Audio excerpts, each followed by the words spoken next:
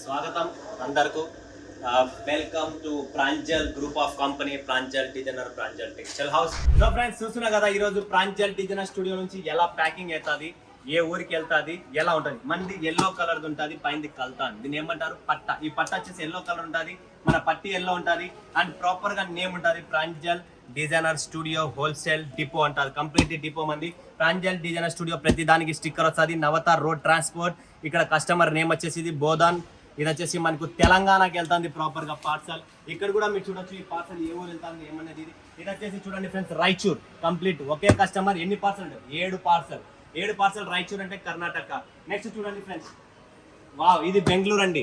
బెంగళూరుకి వెళ్తుంది friends. Next ఇక్కడ ఈ పక్క వేశారు, ఇది వచ్చేసి విజయవాడ అండి కంప్లీట్. ఇది చూడండి ఫ్రెండ్స్, ఇది వచ్చేసి మళ్ళమ్మ హైదరాబాద్. కంప్లీట్ హైదరాబాద్కి వెళ్తుంది. ఇది చూడండి ఫ్రెండ్స్, వరంగల్. వావ్, ప్రతి ఊరుకు. నెక్స్ట్ చూస్తున్నాం, ఇది వచ్చేసి ఫ్రెండ్స్ కర్నూలుకి వెళ్తుంది. నెక్స్ట్ వచ్చేసి ఇది ఈ పార్సల్ చూద్దాం. ఇది వచ్చేసి అనంతపూర్.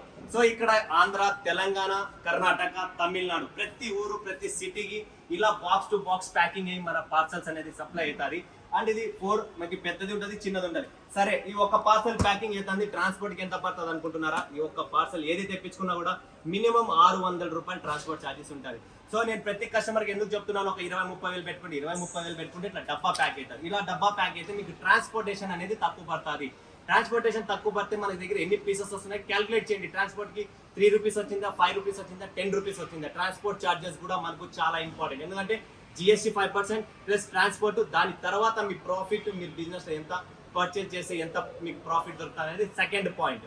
ఫస్ట్ పాయింట్ మనకి ఇదంతా క్యాల్కులేట్ చేయాలా. తర్వాత మనం ఇన్వెస్ట్మెంట్ చేసాం, మన షాప్ రెంట్స్ ఏమున్నాయి, మన దగ్గర స్టాఫ్ ఎంత ఖర్చు ఉంది అనేది అదంతా క్యాల్కులేషన్ చేసిన తర్వాత కూడా బట్టల బిజినెస్ అనేది రాజా బిజినెస్. మరొక్కసారి చెప్తున్నా, మన బిజినెస్ లో ఆల్ ఓవర్ బిజినెస్ లో ఒకటి తిండి, వస్త్రం, ఇది చాలా ఇంపార్టెంట్. ఫుడ్ అండ్ క్లాత్స్, ఇది చాలా ఇంపార్టెంట్. ప్రతిరోజు ఎవ్రీ డే ప్రతిరోజు కావాలి. కాబట్టి ఈ బిజినెస్ పెట్టండి, మీరు కూడా డెవలప్ అవుతారా. అని మీరు షోరూమ్ పెడుతున్నారా, ఫ్రాంచైజ్ కావాలా, షోరూమ్ లో మీ పేరు పెట్టుకుని అనుకుంటారు. లేదు ప్రాంజల్ ఒక పేరు పెట్టుకుని, ఏంటంటే ఆల్రెడీ ప్రాంజల్ అనేది వరల్డ్ ఫేమస్. సో ఆ పేరుతో మీరు పెట్టుకుంటే ఫటాఫట్ నేను గ్రోయింగ్ చేస్తా కదా అని చెప్పి అలా కూడా ఉంటే మీరు అలా కూడా పెట్టచ్చు. మీ దగ్గర బడ్జెట్ ఉందా, బిజినెస్ నేను చూపిస్తాను.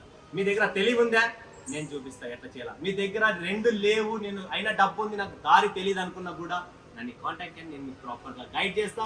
మీ బిజినెస్ ఎలా చేయాలా, ఏ ఊరు, ఏ సిటీ, పల్లె, టౌన్, ఎక్కడన్నా ఉండండి, ఏం ప్రాబ్లం లేదు. ఆల్ టైప్స్ ఆఫ్ టేస్ట్ ఉంది, కలెక్షన్స్ ఉన్నాయి. సో ప్రాపర్ ఇలా ప్యాకింగ్ అయ్యి మీకు ఈ కలెక్షన్స్, ఈ పార్సల్స్ ట్రాన్స్పోర్ట్ నుంచి మీ ఇంటికి, మీ ఊరికి వచ్చేస్తారు. అక్కడ నుంచి మీరు పికప్ చేసుకోవాలి. ఓకేనా ఫ్రెండ్స్? సో పార్సల్స్ గురించి కూడా నేను మీకు క్లియర్గా చెప్పేసాను ఎలా వస్తుందని. ఓకే, నెక్స్ట్ వీడియోలో కలుద్దాం. సెలవు తీసుకున్నందుకు ధన్యవాదాలు. జై హింద్, జై భారత్, జై